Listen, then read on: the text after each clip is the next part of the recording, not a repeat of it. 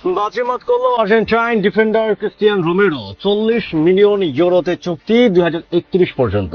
European ফুটবলের চলতি transfer উইন্ডোতে বিরাট এক মাস্টার স্ট্রোক মেরে বাজিমাত করে ফেললেন আর্জেন্টাইন বিশ্বজয়ী ডিফেন্ডার ক্রিস্টিয়ান রোমেরো।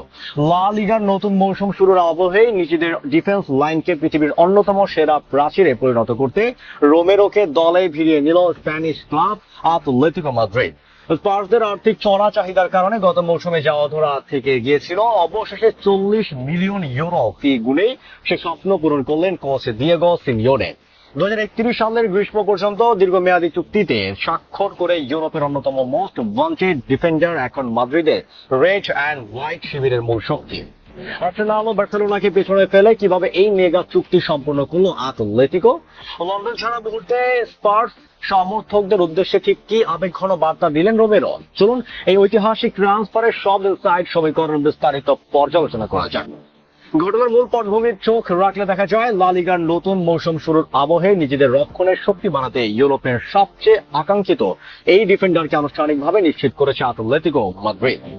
এই আনুষ্ঠানিক বিবৃতিতে ক্লাবটি নিশ্চিত করেছে যে 2031 সালের গ্রীষ্ম পর্যন্ত অর্থাৎ দীর্ঘ 6 বছরের চুক্তিতে আর্জেন্টাইন সেন্ট্রাল ডিফেন্সার ক্রিস্টিয়ান রোমেরোকে নিজেদের করে নিয়েছে তারা। চলতি সামার উইন্ডোতে এটি দিয়েগো সিমিওনের দলের চতুর্থ অফিসিয়াল চুক্তি। নতুন মৌসুমে শিরোপা লড়াইয়ে নামার আগে বিগ লাইনকে গ্রানাইট পাথরের মতো শক্তিশালী করাকে অগ্রাধিকার দিয়েছিলেন কোচ সিমিওনে, আর রোমেরোকে পেয়ে সেই স্বপ্ন পূর্ণ হলো। রোমেরোকে উত্তর লন্ডনের ক্লাব থেকে নিজেদের ডেরায় টানতে আতলেতিকো মাদ্রিদকে গুনে হয়েছে 40 মিলিয়ন ইউরো ট্রান্সফার ফি দিতে হয়েছে। আর্জেন্টাইনের তারকা সেন্ট্রাল ডিফেন্সের শুক্রবার আনুষ্ঠানিকভাবে তার দীর্ঘদিনের লন্ডনের ক্লাব টটেনহ্যাম হটস্পারের সমর্থক ও অফিসিয়ালের প্রতি শ্রদ্ধা জানিয়ে বিদায় বলেছেন। গত মৌসুমে রোমেরোকে কেনার জোর চেষ্টা চালিয়েছিল আতলেতিকো, তবে সে সময় স্পার্স কর্তৃপক্ষের অতিরিক্ত আর্থিক দাবির কারণে ট্রান্সফারটি বাস্তবায়িত হয়নি। তবে এবার সিমিওনের ও আতলেতিকোর বোর্ড কোনো সুযোগ হাতছাড়া করেনি। লিয়ান্দ্রো পারেদেস কিংবা রদ্রিগো ডি পলের মতো আর্জেন্টাইন জাতীয় দলের অন্যতম ট্রাম্প কার্ড ক্রিস্টিয়ান রোমেরো। ফলে তাকে পেতে কেবল আতলেতিকোতেই নয়, আছড়ে নেমেছিল বার্সেলোনা এবং ইংলিশ জায়ান্ট আর্সেনালও। ইউরোপীয় বেশ কয়েকটি হেভিওয়েট ক্লাবের আগ্রহ ও প্রস্তাবের গুঞ্জন থাকলেও শেষ পর্যন্ত রোমেরো বেছে নেন স্বদেশী কোচ ডিয়েগো সিমিওনের আতলেতিকো মাদ্রিদকে।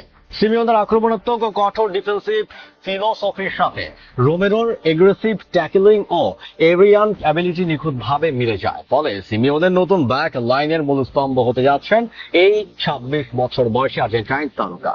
যদি আমরা নিরপেক্ষ ফুটবলীয় টেকটিক্যাল দৃষ্টিকোণ থেকে ইনভেস্টিগেট করি, অ্যানালাইসিস দেখা যায় যে লা লিগায় রিয়াল মাদ্রিদ ও বার্সেলোনার আক্রমণ ভাগকে পরিহত করতে একজন বিশ্বস্ত ও অ্যাগ্রেসিভ সেন্টার ব্যাকের অভাব ছিল আতলেতিকো। কাতার বিশ্বকাপ জয়ী এই ডিফেন্ডারের অন্তর্ভুক্তি কেবল আতলেতিকোর রক্ষণকে মজবুতি করবে না, বরং লা লিগায় সিমিওনের দলকে শিরোপাকে শক্ত দাবিদার হিসাবে নতুন করে দাঁড় করাবে। টটেনহ্যাম ছেড়ে 40 মিলিয়ন ইউরোর আতলেতিকো মাদ্রিদ যোগ দেওয়ার ক্রিস্টিয়ান রোমেরোর এই সিদ্ধান্তকে আপনি কিভাবে দেখছেন? তিনি কি পারবেন সিমিওনের ডিফেন্সের আসল সেনাপতির হতে?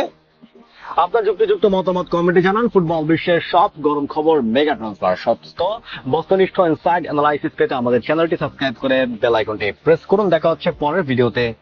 ধন্যবাদ।